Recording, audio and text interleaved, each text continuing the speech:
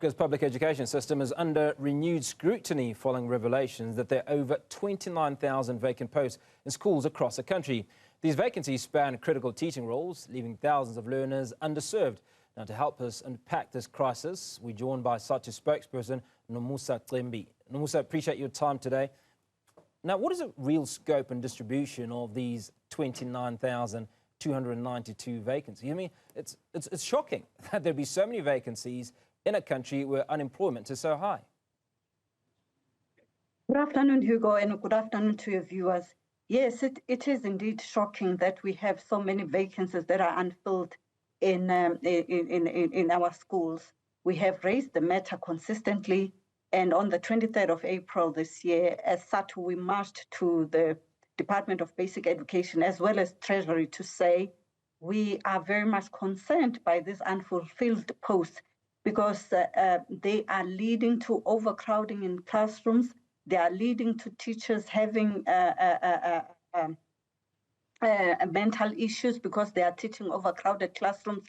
And at the end of the day, this affects the quality of education that teachers have got to give to the learners because they cannot cope with the amount of work that they have. But we are aware that there are posts that are not being filled. Do we have a breakdown of these vacancies? Either educators, how many are principals, how many are support staff? No, I do not have the breakdown, but I would say the majority of these posts are those of teachers and principals. I do not have the breakdown of support staff, but we are aware that support staff is also affected in our schools.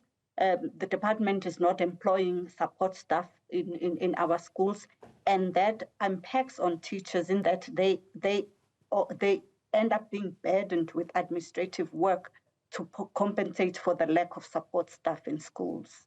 Okay, so I think you said April, if I heard you correctly, so which is almost 2 months ago, you marched to the Basic Education Department, obviously to alert them to these issues. What sort of reaction did you get at the time, or has there been any communication post that march? We're still waiting for the response from the department as well as the Treasury, because we believe that this has got to do with austerity measures that were imposed by the Department of Treasury, and we've been seeing these austerity measures over time. And we believe that they are the cause of the non-filling of posts. And we want the department to do away with austerity measures because they are impacting education in a negative light. I like the fact that you raise the issue of impacting education in a negative light, because last year's matriculants, I think, scored amongst the best that we have in recent years. Do we risk going back on that success? The success was due to the hard work of our teachers who've had to work, who do work overtime, teaching morning classes. Our teachers, especially those who teach matric, do not have holidays. They teach over winter holidays. They go to camps in order to compensate for the fact that there aren't enough teachers, in order to compensate for the fact that they teach overcrowded classrooms, and then they go on these weekend classes, holiday classes, in order to ensure that they engage one-on-one with the learners, because it is difficult to have those one-on-one engagements with the learners in overcrowded classrooms. So this issue of non-filling of posts is felt by the teachers the most, because they have to dig deep within themselves to compensate for the to compensate for the fact that they are not enough. So they have to stretch themselves to compensate and cover the gaps that are there due to the fact that there aren't enough teachers. Do you anticipate that there is likely to be any intervention before schools reopen at next term? We'd like to see posts being filled.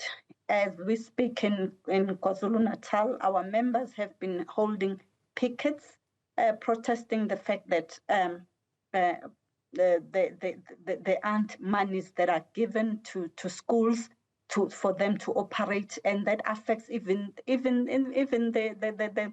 the exams. You find that some schools do not have enough paper, they cannot copy exam scripts to give to learners because the department is not giving them enough money to take care of those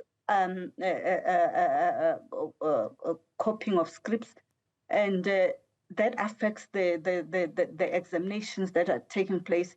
And another issue, besides the lack of not filling of posts, we are having a problem even with substitute posts that are there. If a teacher is on maternity leave or a teacher is on sick leave for more than 15 days, the department has got to employ a substitute teacher.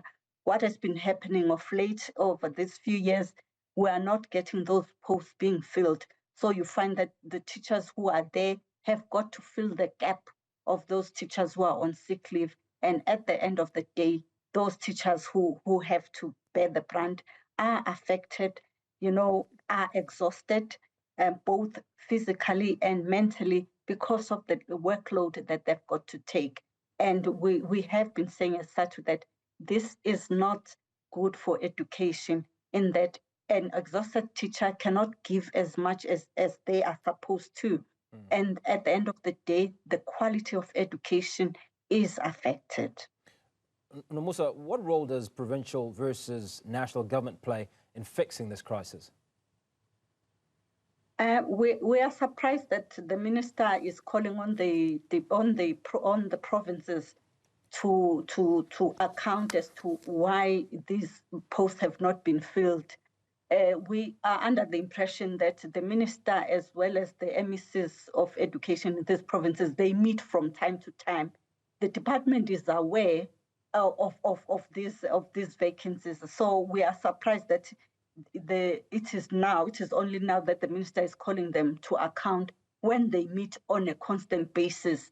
We believe that the department, the national minister, is aware of what is happening and should be working with the MECs of education in these provinces to come up with solutions. Yes, the provincial departments are given budgets, and they are the ones who decide how to prioritize what they need the most.